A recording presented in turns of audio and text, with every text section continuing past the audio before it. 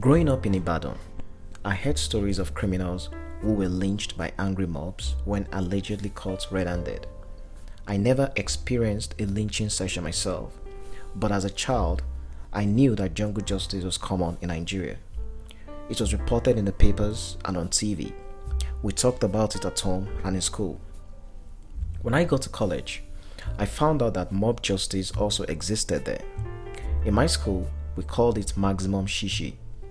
The beating suspected criminals in my school were subjected to was always horrible.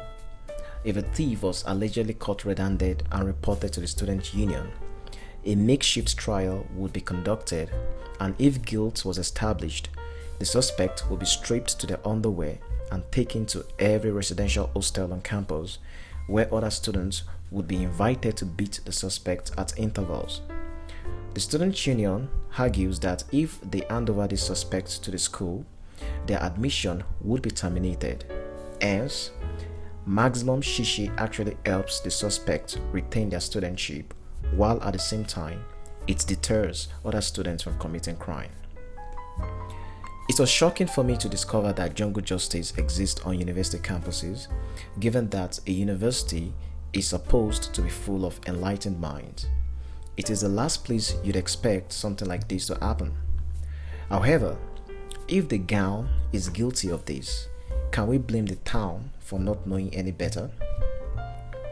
I felt I needed to make a video on this because a couple of weeks ago, students of the Federal University of Technology Akure beat up a young man nicknamed Tallest.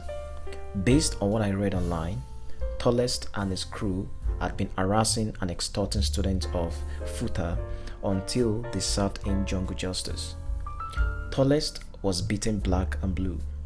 The pictures and videos I saw online made me shiver.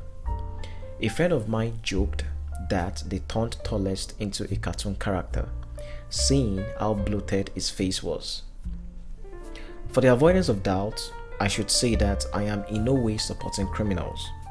But why should crime be committed to punish crime? There are many people who have been killed based on suspicions and accusations of theft. Way too many.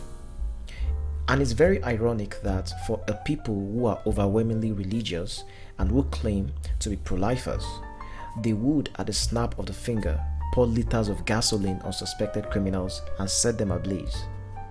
I will never understand this cognitive dissonance. These are the people who go to church every Sunday and mosque every Friday. They believe life was created by God and only God has a right to take it. But these people don't mind playing God when an alleged criminal has been caught. It is interesting, to say the least. One thing that is consistent from everything I've said so far is the absence of law enforcement agencies when these events happen. While there is absolutely no justification for jungle justice, it is important we understand why Nigerians tend to take laws into their hands instead of handing the suspect over to the police. The reality is there is trust deficit between Nigerians and the police.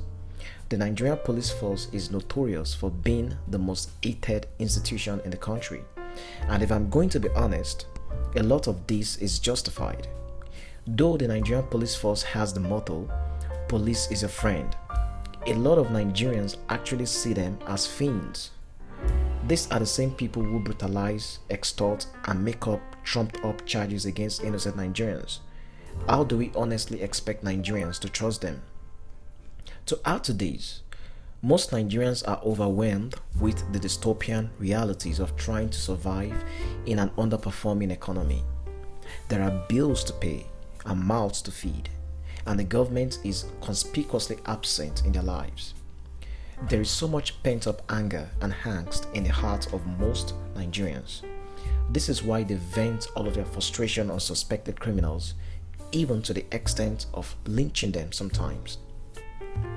Remember the Alufo lynching, a truly sad story of 4 university students who were killed based on a false allegation. This happened way back in 2012, and it's sad that as a society, we did not see their death as a teachable moment. Countless more instances of jungle justice have taken place since.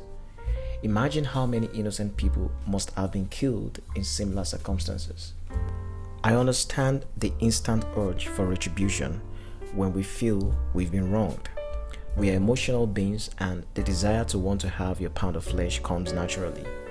But there is a reason laws exist in society. Laws make us distinct from animals in the jungle. When we beat criminals to pulp or we burn them alive, how are we different from predators in the wild? That's all for today. If you enjoyed this video, do subscribe to my channel for more content. Let me know what you think in the comments below. And if you want to keep the conversation going, links to my social media handles are in the description. Till next time, stay safe.